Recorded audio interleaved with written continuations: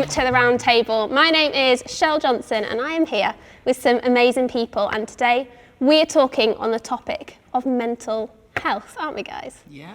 Yeah. How is everybody today? Are we good? Are we feeling good? Yeah, feeling good. Yeah. I think so, yeah. Think so. Never quite sure. It's one of those topics where you're like, it's quite serious, but you don't want to be too deep into it. So you're just like, I just want to stay afloat. How okay do you want me to be? How about let's take it another level, how are we feeling really? It's funny you should ask, because actually recently I've been great, and I had really bad postnatal depression after my first baby. So that's kind of sent me on a spiral and been absolutely fine. And then recently been having all sorts of weird anxiety stuff going on because my husband's away and all the rest of it. But it's weird because it's actually been quite reassuring to me in a certain way, because I've been able to go, okay, I feel this, I recognize it, it's not flooring me. And that's been kind of quite positive and quite empowering. I mean, obviously I'd rather it wasn't there. That would be better. But if it has to be there, and I think that's the thing, talking about how you are, and I think I talked briefly with you, I don't think I ever get to a point where I go, oh, I'm fine, it's all gone. All that mental health crazy stuff, it's all gone. It's all there, I think you just manage it every day, but I'm glad, it's good. In general, I'm good. Always a bit bonkers, but good. Bonkers is good. Yeah. You always need a bit of bonkers, right? Always need a bit of bonkers. That is true. All the best people are. That's what I think so too. How are you, Julian? I'm here. I think that's what I'm going to say. Only because, I think later on we'll get into it, but I'm tired, but I'm here. Yeah, that's it. Me, I'm good in the grand scheme of things. I guess I see life as being a journey, and I have a bit more of an understanding of that. And I'm aware that life is full of ups and downs, but I guess in the past sort of 6 months, I've fallen in love with the process and just where I'm at in life in general. Yeah.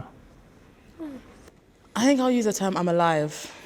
And I think, and that's me being brutally honest. Yeah. I'm alive. I don't take each day for granted. I'm alive, and I think that's, for me right now, that is the best thing. I was saying I shared for the first time during National Mental Health Month that I'm someone who suffered from mental health issues since I was about 14, 15.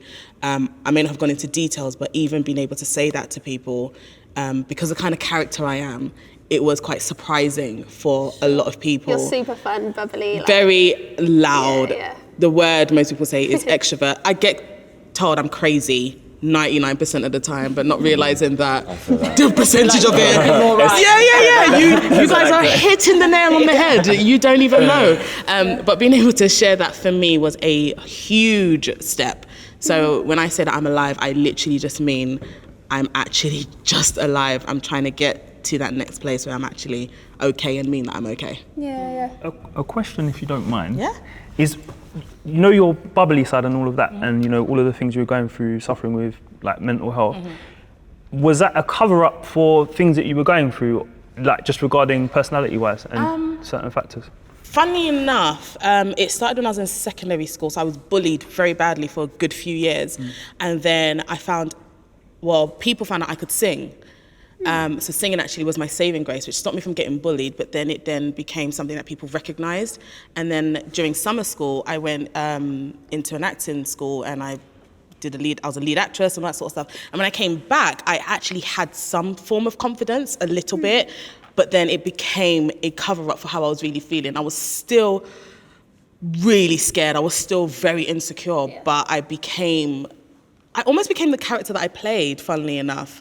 And then slowly but surely, I started to find myself. And I did find I'm quite a bubbly person in general, but it has become my cocoon. It has become my safe place almost. And I think because of the things I've been through, if I didn't have this, if I wasn't this character, I'm going to be honest, I wouldn't be here at this round table. And that's the truth of it. So me being bubbly and loud and fun has actually saved my life. Yeah. I'm, mental health wise, have been healthy, I would say, growing up, in general, always been positive in a lot of ways, and not particularly had anxiety or depression. But over the past 5 years, for 3 of the winters, I've had about a month of what I would describe as like, it was undiagnosed depression, I would say. So seasonal affective disorder is a word the doctors used, as it wasn't diagnosed, but it's something I might potentially have had. So that was bizarre for me, I guess, as someone that's always like, my mind's been healthy, to suddenly not be in control in that way anymore and have that, like the emotional side of me not lining up and making sense with what life looked like. I think that threw me a bit. But I just had my 3rd round of it like a couple of months ago, and I felt a lot more confident going into it. I was like exactly what you were saying, like, okay, I know what this is a bit more. I remember being 26 and having my first kind of depressive episode, which it was obviously before kids actually. And it was the worst, obviously, because it was the first, but because I'd never, it was like a brick wall. It was like I didn't know what it was like a punch in the face. I was terrified because I didn't recognize myself, or like you say, there was a real disconnect between what was going on in my life and actually how I was feeling and the things that I was thinking. And not that to undermine any kind of mental health, but for me, the more I go through it and the more episodes I have, because I am very up and down, the more I feel stronger against it. Not that I can control it, but that I can manage it, or that it's not as frightening. Because I think that's the thing, mental health, when you first come up against issues, whatever they are, is terrifying, because it's that lack of control. And you can't answer the questions that people are asking you. You can't say, when they go, but why? You're like, I don't know. And it's such a different experience for everyone as well, that you can't possibly answer the questions because you actually don't know. No. Because that person telling you that's what they've gone through, you're like, well, mine is not actually the exact same as yours, so how can you speak to what I'm going through? So I think it's interesting what you're saying about how you think, you feel stronger for going through it and you know yourself. So I had anorexia when I was kind of 12 to 17, and then ended up spending a year in a mental health hospital recovering. And I know my brain unbelievably well, but, and even so much so that when I relapsed, I knew exactly what was happening a couple of years ago, kind of reached out for help and went and kind of tried to deal with it properly, kind of head on. But over the last 6 months, stuff has started to slide, so much so that I woke up this morning, I was actually away, came back to London and sat at Highbury and Islington Tube Station for 45 minutes crying, not knowing whether I wanted to even come today, what I wanted to do with myself. And I think for me, that's just such a frustration, because it's like I've been in this really good place. And I think part of it is now for me is I talk very openly about my recovery, and I do this full time. I talk about mental health, and it's like people have this expectation, I think, that when you've had a mental health problem and you talk about it, everything's okay and you're totally fixed. And it's actually like, no, we're not. We still have days. And I think the problem is that we're all really happy to kind of sit here and talk about like the good times that we've had, or the fact that we were really ill once and now we're recovered. And some of us have, obviously some of us here have said that we aren't, but quite often people just focus on the kind of that's what's happened and we're now in a really good place. And I think we don't ever kind of think actually we get up in the morning sometimes and this is what actually it's like to live with a long-term mental health problem. It's the aftercare that's kind of almost more important in some ways, because it's like, now I've gotten through that, but now then what do I do? Yeah. But also it's like this idea that depression or mental health issues look a certain way, you know, and it's curable, and it's not. I always look at my mental health a bit like addiction, I guess, that I'll always be like addicts are always going to be addicts. They might be fine, they might never take drugs or drink for the rest of their life, but every day they'll be an addict. And I look at it like that. I may never have another significant depressive episode, but I might. And so every day I'm like, this is me, and it's my normal, and it doesn't mean that people have to feel, sorry for me. That's fine. It's my normal, and maybe days I get up and I put lipstick on and I go. In fact, most days I get up and look pretty fierce and get out and do it. That doesn't mean I'm not struggling. It doesn't mean that just because I've had nasty comments on social media going, well, this isn't depression. You should see real depression. And I'm just like, you know what? This is why I'm talking about it, because it needs to be more open, and we need to know that somebody just walking down the street could be really suffering. It doesn't have to mean that they're in bed all day, sobbing. I think it's significant that both you, Kat, and Celestine, I think, talked about this idea that it's, in some sense, empowering to face it head on, to acknowledge it, to say it's there. I think there's a tendency, for me sometimes, to think that problems will just go away if you sort of close your eyes.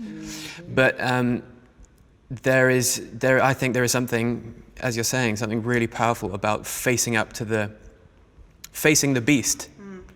Like, and sometimes acknowledging, okay, you're not going to go away. Even no matter how much I turn my face away from you and pretend it's not going to happen and not talk about it, we're friends. Like we're doing life together. You're not going to go away, but nor am I. I'm facing you, and now we can manage and deal with problems as they come up. I agree with you completely, but I also think, and people can disagree with me, that there is, like, for instance, my own personal experience kind of growing up, I had my self-worth was so low, and I hated everything about myself, so I kind of almost tricked myself into thinking that I was good enough, and then I kind of like almost fake it till you make it, and then eventually I did start to think that and actually convince myself that I was good enough. So I think there's facing the beast, but there's also kind of being like, no, you are worth it, even when you don't actually think you are. And then eventually you just start thinking that, and eventually you just are like, oh, actually, I actually do mean something, you know?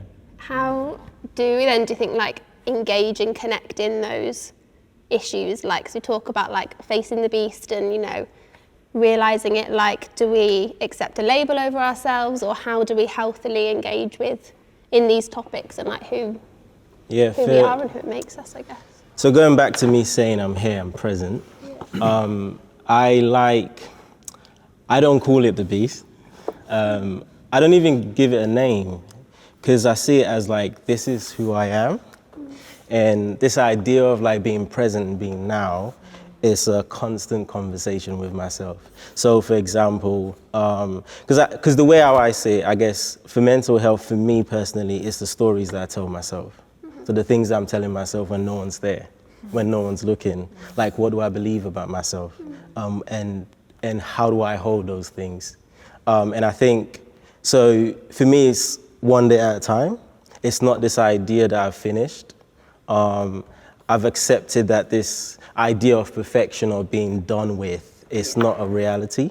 So, you know, tomorrow I might be low on dopamine. Tomorrow I might be tired. I'm going for a busy period right now. So that means my energy level is low. And because my energy level is low, I'm not eating right. And because I'm not eating right, my mental, it's not there. So I think for me, it's this idea that every day above ground is a good day. And every day I need to remind myself of what truth I believe about myself. And I take that and run with it. And I think it's also that conversation with yourself, like sitting there and like, okay, this is how I'm feeling today. What am I feeling today? Why are you feeling like this, Julian? Yeah, like why are you? And I think often we run away from that idea of just sitting with yourself and just interrogate yourself. Why are you telling yourself you're not good enough today, Julian? Why are you telling, like, you guys just like, why are you doing that? And I do that every day. And I think that's really helpful for me. So when people ask me, how are you? Depending on the space I'm in, it's like, I'm present, if I am present. Because some days I'm not present, I'm just there, and I'm not even there, like, I'm just talking to myself, and everyone's talking, and they'll be like, Julian, what do you think? Like, because I'm not there, because mentally, I'm probably tired, and I don't want to engage, and sometimes I don't even want to talk to people. But yeah. Can I ask that when you have those days when you don't want to talk to people, do you find that you just shut yourself off and that you just kind of disconnect with, shall I say, humanity and the world, and do you find that helps you, or do you tend to then force yourself to actually want to engage with people at that time? Like, how do you deal with that? It depends on the day. Okay. So for example, 3 days ago, I was at home, went home tired, and then the kids, because my daughter is she's just amazing, just full of energy, just run towards me. It's like, yeah, great. And I realized I'm not reaching back with the same energy. And I felt really bad. Because I remember wanting that attention from my dad and I wasn't getting it. So I just gave her a hug for time. And then she was like, Daddy, why are you holding me? Can I breathe now? Yeah. It's gone on a bit too long. Yeah. And then my wife was like, are you okay? I was like, no, I'm not great. I'm having one of those moments. And she tried to have a conversation. I couldn't. I was just in that place. So I went into the living room and just sat there, and I did this thing where I was just talking to myself, what's wrong with you? these amazing people are here, they want to talk to you, what's going on? And not kind of beat myself up for feeling like that, but just saying, what can I do right now to raise my energy level up, to meet my kids like where they're at, to meet my wife where she's at, and have that conversation with her. And I realized I need to run. I need my heart to just, to restart my heart, or just do something, just go outside. So I just like, can you give me an hour? Let me just go outside for a run and then come back. And I hate running, but running is so boring. But it's the only thing that gets my heart running. And I always say, like, I run for my head and my arse just comes along for the ride. Like, do you know what I mean? Because so many people are like, oh my God, you do loads of running, and have you lost any weight? I was like, I really couldn't care less about the weight I'm losing. Honestly, I literally just need to run. Yeah. Sometimes it's 20 minutes, sometimes it's it's never really 2 hours. But occasionally it is. That's a long run. And it's just running. But what you're talking about is really interesting, because it took me ages to get to that point, but I think it's about realizing that I have to take responsibility for my own mental health. And I can sit there and go, but why did I get postnatal depression? Or why did I get depressed? Like, why is that?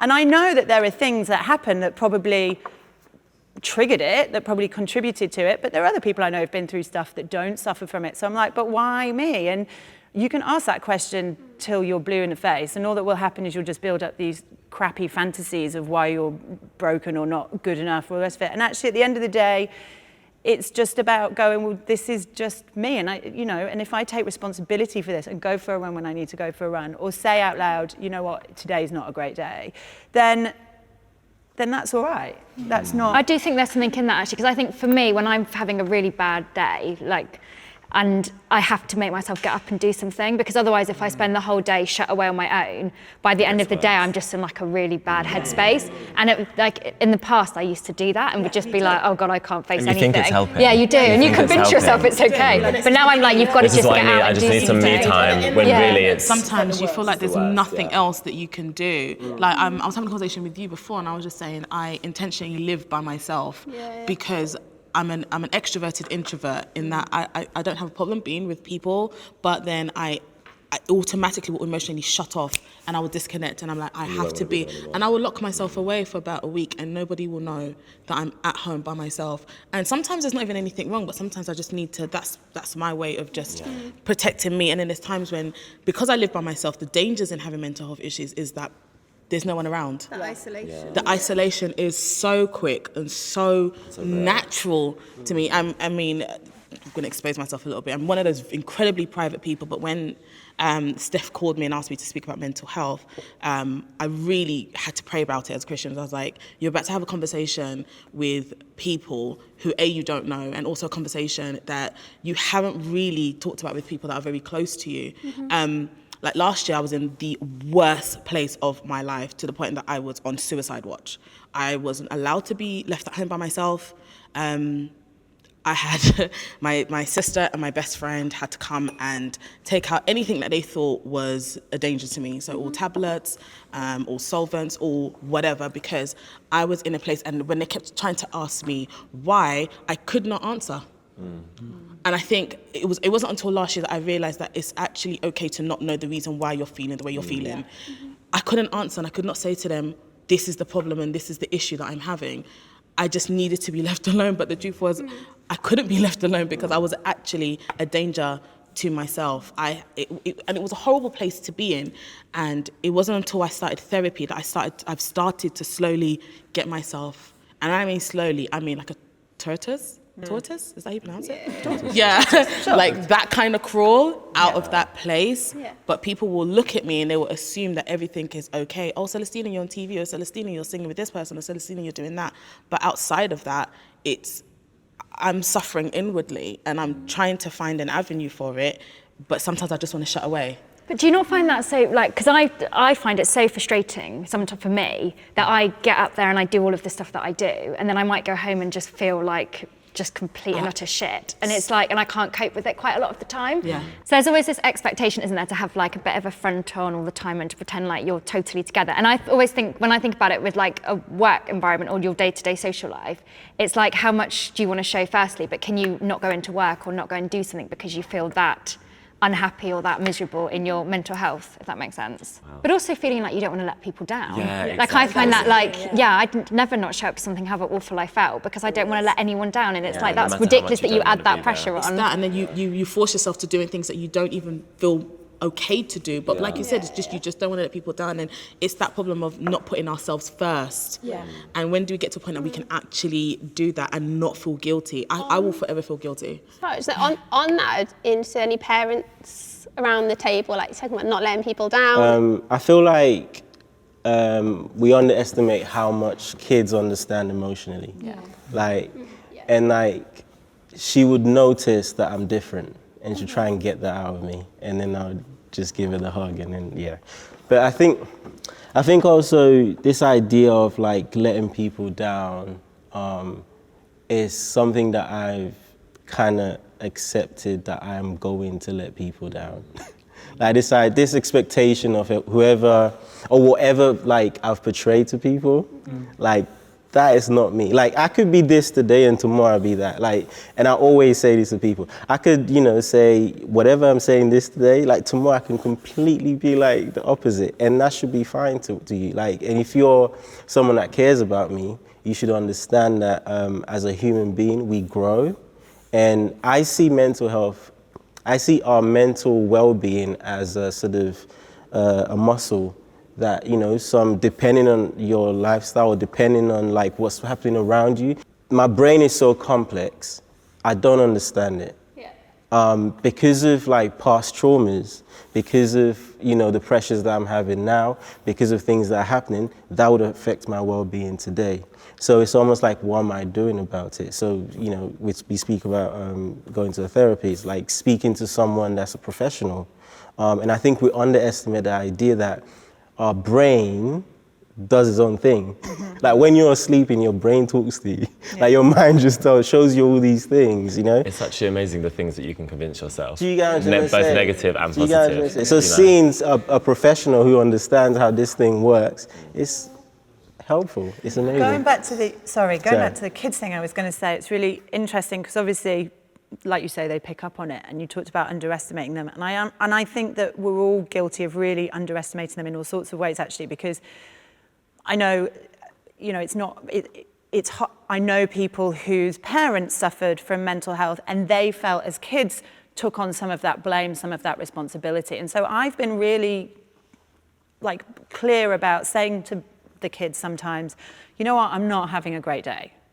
Sure. Like, how old are your kids? 5 and nearly 3, the same as yours. Like the 3-year-old's like, whatever, Paw Patrol. Like, turn the telly on, couldn't care less. But Billy is sometimes, my eldest will sometimes just be like, she'll be looking at me, she's like, why are you being such a bitch? Is essentially what she's thinking. And I know she is. And I'll just have to say, you know what, I'm not having a great day. I'm really sorry. And I've always said with the kids, like, I'm going to fuck it up. I'm going to do something wrong. I'm going to say something or lose my shit, or whatever it is. But it's the repair that counts. So if I do that, if I can go back to them and go, look, I'm really sorry. Like, I messed up. I'm not feeling great. I shouldn't have done it. Can we be mates again? She'll be like, But she gets it. And I think we do underestimate their ability to understand, I'm not going to go into detail, but they understand when I'm not having a great day. And I would rather that they heard that than walk around going, why does mummy not like me today? Much rather that. I think that's really interesting, that idea of confronting your failure with them. You don't think that what apologizing is, I think apologizing is so important for apologizing to your kids, but in general as well. But what it communicates to them, I think, is that I'm not conquered by my failures. And I also think that it's interesting that you were using the metaphor of mental health as a muscle, because I've found personally that exercise has been really important for me to ward off some of that, especially anxiety. I mean, the way I see it, I think with parents, you're being pulled in so many different directions with so many things going on. You have constant pressures. I have 3 kids, and they're all asking me questions all of the time. They are all 3 of them are asking questions. Do you know what I mean? And so you're getting pulled off in different fragments, and that's what anxiety is like. Often, when you're trying to go to sleep, you can't still yourself because there's this, because you're thinking about this thing over here, there, and that's pulling you over there, and you need to think about that, and you need to do that tomorrow. And one of the things that I think exercise does when I work out really hard, it's kind of an emotional reset. But also the other thing that happens, I think, that when I work out really hard, is this thing of confronting difficulty. I think there are two ways of thinking about suffering. One is that you're a victim of the universe, and that's it. The universe has got it in for me, so that's it. The other way is to think about hardship as I am going voluntarily into this hardship. I'm making my own way, making my own path. I'm taking responsibility, and I'm going to conquer.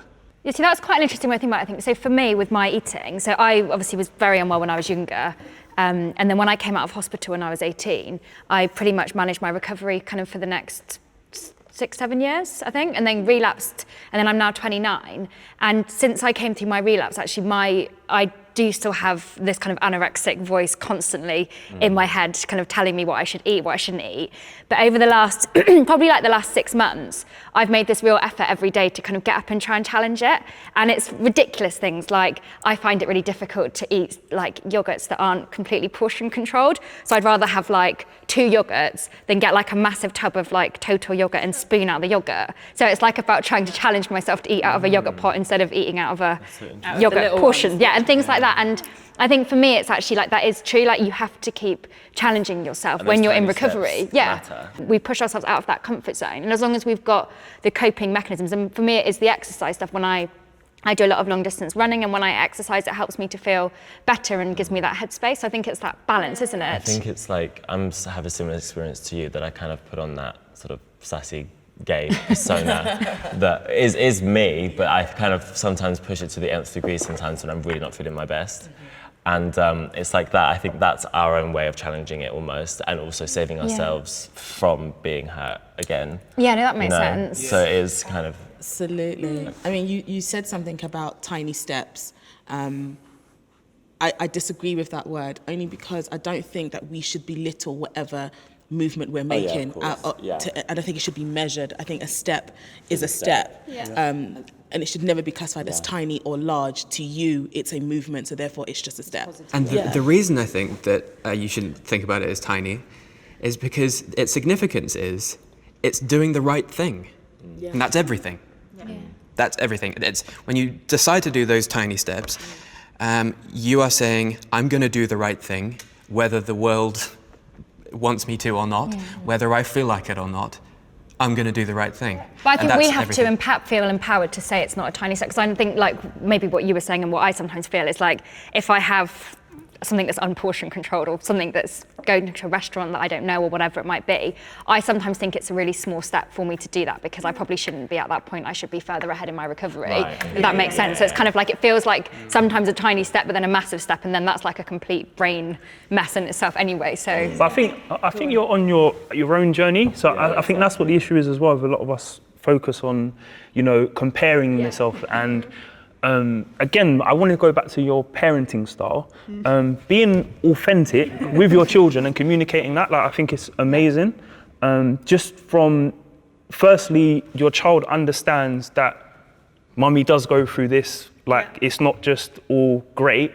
And again, it's your children understanding why you've done what you've done, because if you don't communicate with your children, it's left down to interpretation. And I think even if you look back if we all look back into our own childhood, if we're not spoken to, we're just left to interpretation. So you might come in and slam the door, and I'm like, oh, she's slammed the door because she's mad at me, or this is the reason, and then blame myself, and it creates something. So I just think authenticity is what is going to change mental health just in general, and having the conversations, because it's all down to interpretation. But it's this conversation that's important. It's the conversations that you have on social media, or that I have, or that you have with your wife, or whatever it is, or your friends, or it's being able to say to friends, no, you know what, I'm not going to come out tonight because I'm not feeling great and I just need to look after me.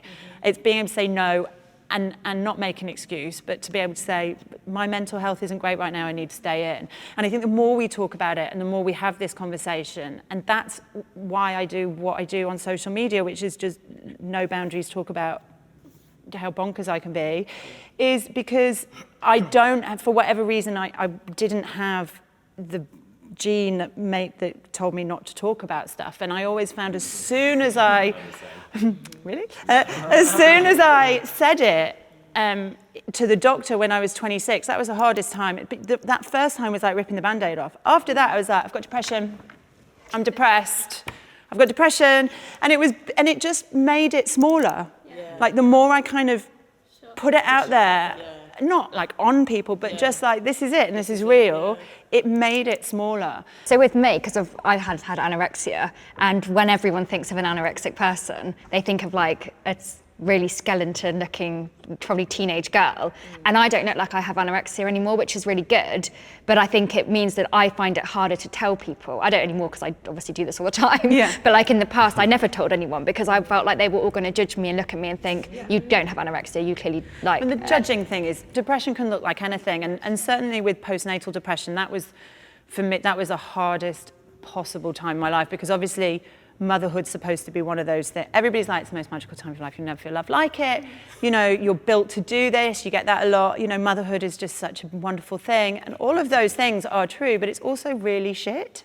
It's also really, really hard becoming a parent for the first time, and especially a mother, because you go through this real physical trauma, and it is trauma, and then all these things that you're supposed to naturally be able to do, you can't do. And I was like, I didn't bond with her. Like to this day, my postnatal depression affects my relationship with my eldest. Like it took me a long time to bond with her, probably over a year. I mean, I would have died for her. Like, you know, I would have stood in front of, like I would have, but did I feel that like overwhelming love for her at first?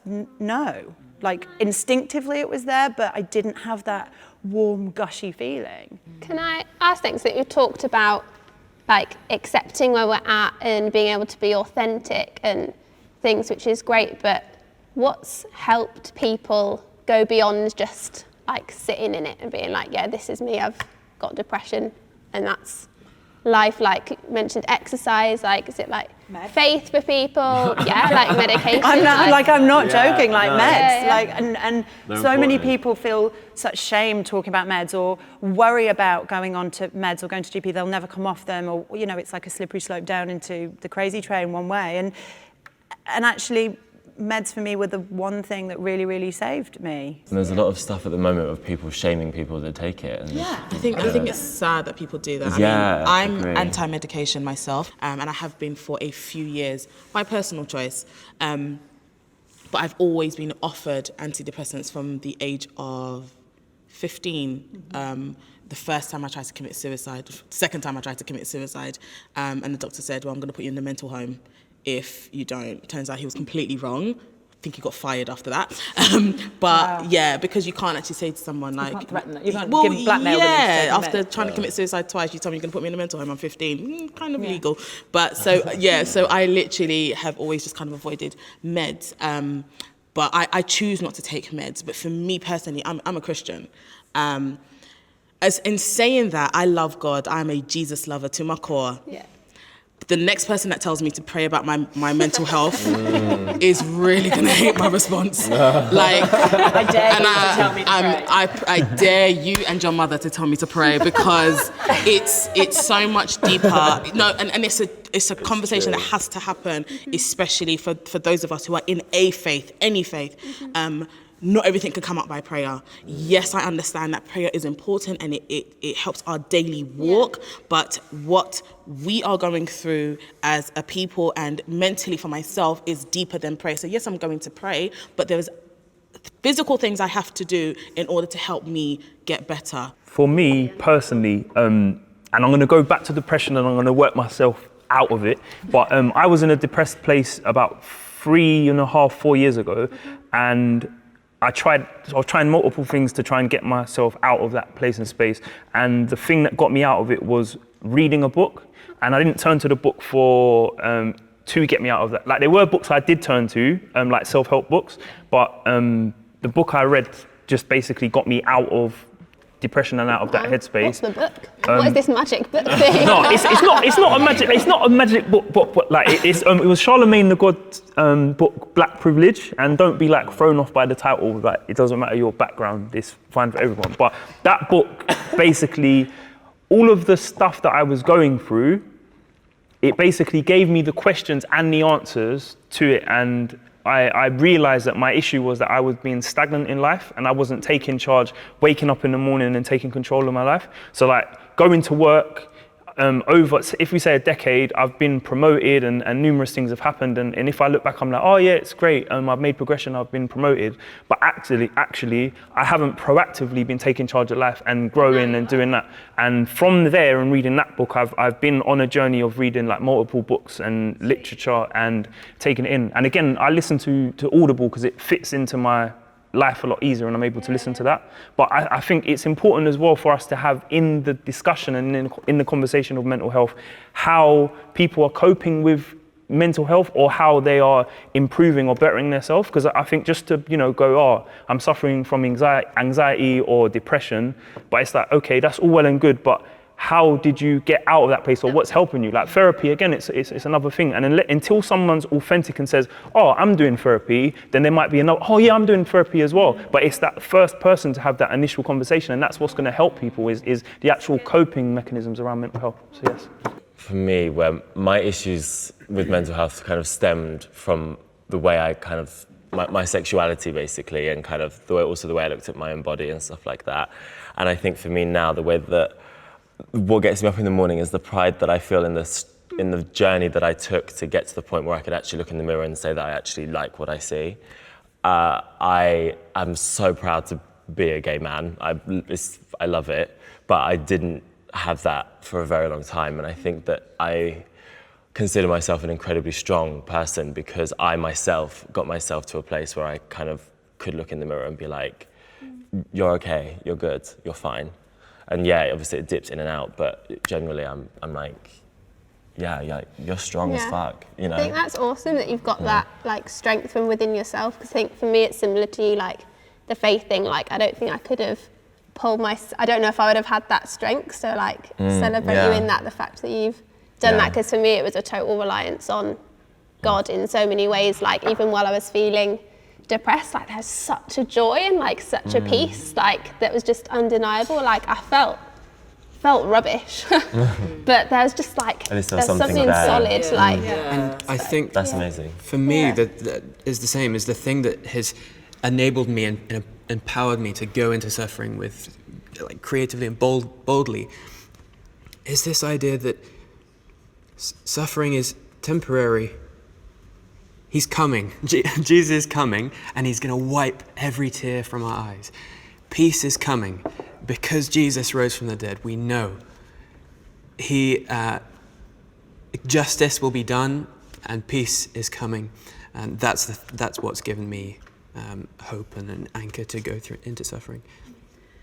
I think for me, no one should laugh. Has anyone watched the movie? Now I'm going to laugh. Like, Greatest Showman? Yes, and I love them like 7,000 times. I think half of their box office was through me, literally.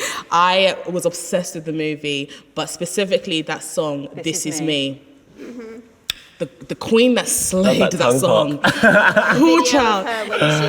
It was real, wasn't it? I've watched every single performance that she's done of that song, literally every single one, because that song speaks, for me personally, it spoke to my core, my inner child, my mental place, my emotional place. It was this is me. I do not give a...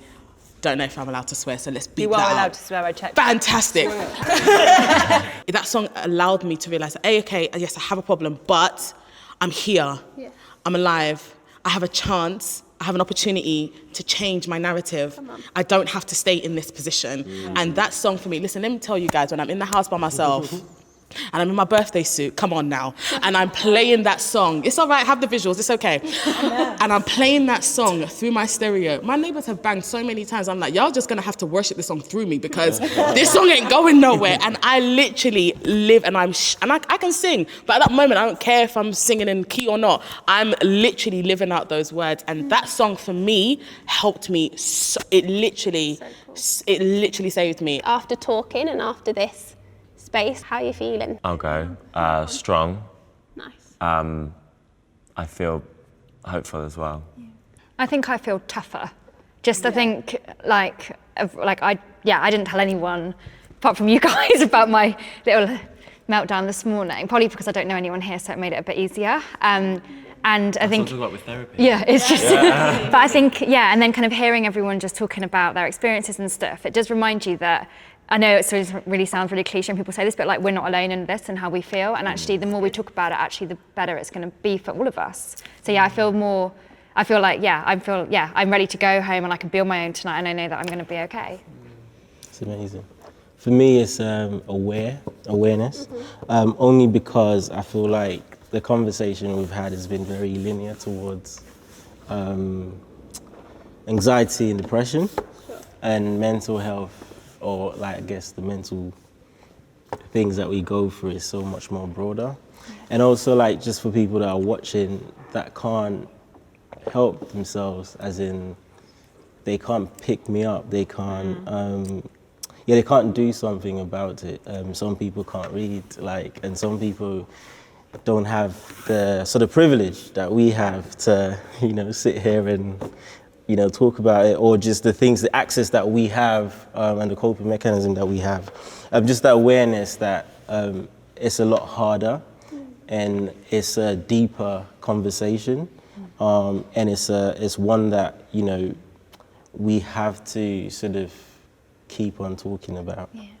And we need to be aware that mental health or mental issues or whatever we want to call it is so vast. Like I can't do this by myself, and just the idea of other people inputting into my life or them telling me what they do and how they cope just give me the language or the words or the awareness to understand, okay, I could probably look at that and do that, or that wouldn't work for me or that will work for me. That kind of just giving me the language and the tools. And I think community is very important to me. And I think this idea of sort of speaking truth to myself. So what is true that I believe that I don't believe right now? And also setting a routine. Out of my routine, I just go all over the place. Can I go back to that? You used that word privilege, and I think it's really important that you bring it up, and it's something that we probably should have talked about and haven't, because we talk about therapy, that, I'm as privileged as they come. I could afford therapy. I had access to the NHS. I had all of that. I had supportive family. I had people around me, friends. I had a house and a home to live in. I had the rest of my health. To a certain extent, mental illness is easier for me. It's, the actual illness itself is pretty shitty, but actually managing it and my ability and the resources I've got access to mean that it is much easier for me. But I think you can do it, sorry, just to touch on that, you can do it without therapy. I think I wish that I had therapy and I would love to be able to afford to see a therapist. And I can't, and I've had loads of therapy when I was in hospital, then I couldn't access it through the NHS because there was a 6-7 month wait for it, and then I couldn't get it now because I just don't have the money to do that. And I think it's when you don't have that therapy, or whatever that you need, it's actually about finding, like you said, other things that actually work. So having a couple of people that you can be completely 100% honest with about your feelings, those people that you are accountable to. And if you have that support, I know it's difficult to be honest with people, it's not your therapist because it's just harder. But you have to try and do that. I know you guys are my therapist now. Just give us 12 cameras and some mics, we'll be super open and honest. It's just perspective, because obviously you only have that internal conversation with yourself. So speaking to someone else about your situation, they may give you a different perspective, and you're like, it's not so bad, or that's another issue. And for myself, again, in my mental health story, I was depressed 3 years ago, but my dad, at the age of 4, when I was 4, not when my dad was 4, he was diagnosed as schizophrenic and was sectioned, and that was the breakdown of my house, was him going into a mental health home and going through that whole situation. And it wasn't until my sort of teenage years that he was actually out, and that was my experience. And from the age of 4 until probably like 16, 17, I didn't speak to anybody at all. Like all of my friends, like nobody knew at all about my experience. So it's brilliant now that, you know, these conversations are being had. And just even regarding therapy, this is therapy for people just to listen to an authentic conversation, and it's like a perspective, because it opens up, because a lot of people are suffering in silence. They feel like they're the only person dealing with their situation. So just hearing someone else saying, oh yeah, I deal with that too, it just lightens a load. Totally, yeah. And I think that's hopefully you will feel empowered and encouraged by just hearing us have a chat. We are so glad that you've come and you've sat with us round the round table. There are links down below if you want to look to get more help and see some topics related to mental health. It has been a real pleasure to have you with us. Thanks so much for joining.